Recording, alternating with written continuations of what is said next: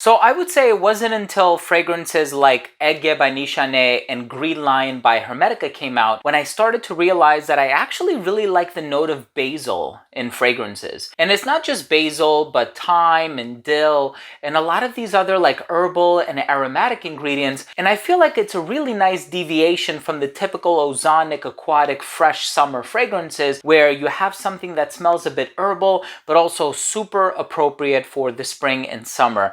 Well, today we have a fragrance by the company Moresque. This fragrance is called Fiore Di Portofino. I'm excited to give you my thoughts on this fragrance, so make sure to stay tuned.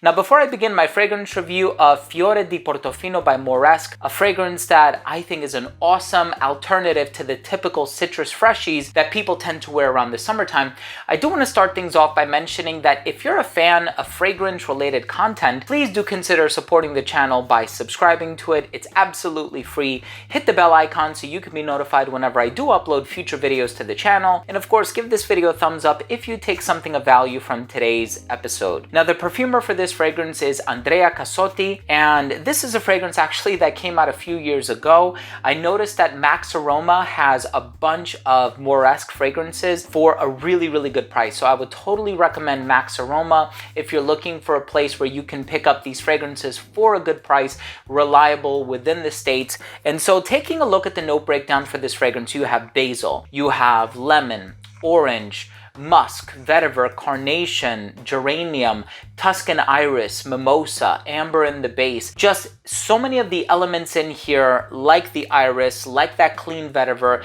like the citrus and the basil, they create this spring and summer ready composition that is a healthy deviation from the typical freshies, especially the ones that you can expect from the designer side of things. So I'm super excited to try to break down the smell as much as I can for you so that you can try to understand this fragrance a little bit better. Let's take a quick look at the presentation.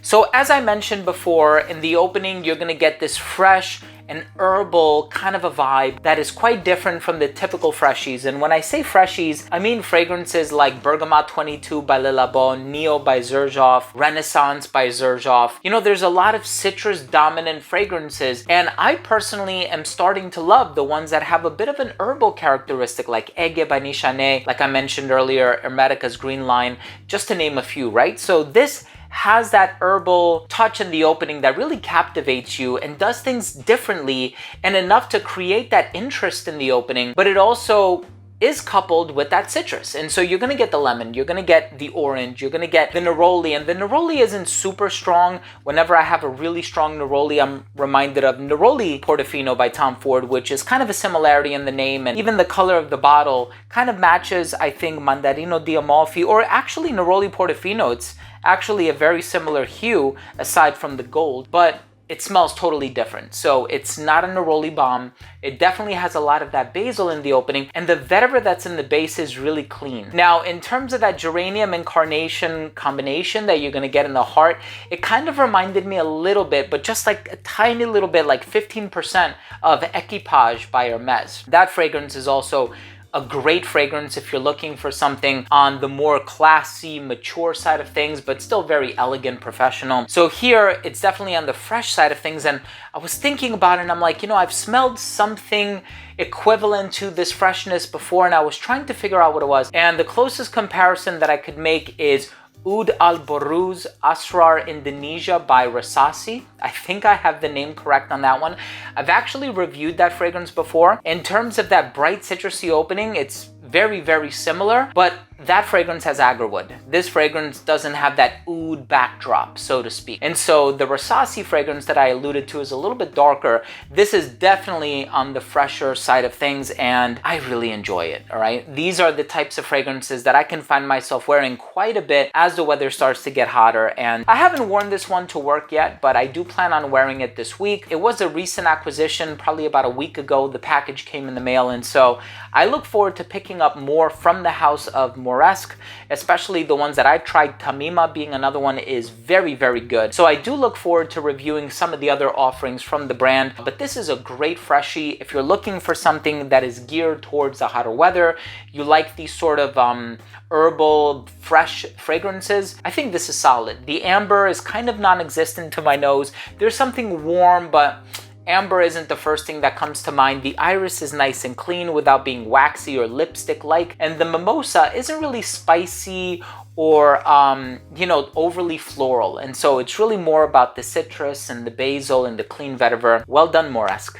Let's go ahead and finish things off with my overall assessment. Now, first, in terms of the uniqueness and the overall smell, I know I compared it to Oud Al Boruz Asrar Indonesia by Rasasi, but I think this one is much fresher and much more on the herbal side of things. And so this is a lot more versatile in my opinion. Longevity on this fragrance is pretty good. I got about 7 to 8 hours on my skin. I do have to admit that there are some other Moresque fragrances like Tamima that give me slightly better longevity, but 7 hours is pretty much what you can expect. In terms of the projection, it projected very well for, I would say, about the first hour and a half of application. It did start to sit closer to the skin at that 4-hour mark, and I say that because there is a lot of citrus in the opening, and that's really when you're going to get the most out of the projection, right? When that citrus is alive and well, namely the lemon and the neroli. But again, remember, the neroli is kind of secondary to the lemon. In terms of the versatility on this one, perfectly unisex in my opinion. You can wear this one casually and formally. The citrus gives it a really nice refined vibe, and there is a certain level of complexity in the composition, so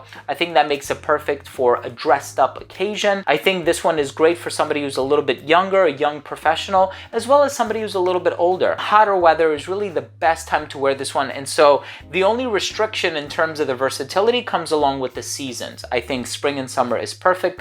Fall and winter, you could probably pick something else from the brand. Presentation, I do like the presentation. I like this little emblem here on the front with the 4 tiny, I guess, rhinestones. And it looks really, really nice. The gold, the green, and also the stone that is on the cap here. My final verdict on this fragrance is if you want a niche level fragrance that is on the fresher side of things, that has an aromatic component with the geranium and the basil and the carnation, but you're also a fan of citrus, you want something very professional, refined, definitely check out Fiore Di Portofino by Moresque. Thank you so much for watching. I hope you enjoyed my review. If you did enjoy this video, please do consider supporting the channel by subscribing to it. Hit the bell icon so you can be notified whenever I do upload future videos to this channel. And give this video a thumbs up if you took something of value from today's episode. It would really, really mean a lot to me. Thanks again for watching. Love you guys. We'll see you tomorrow. Bye.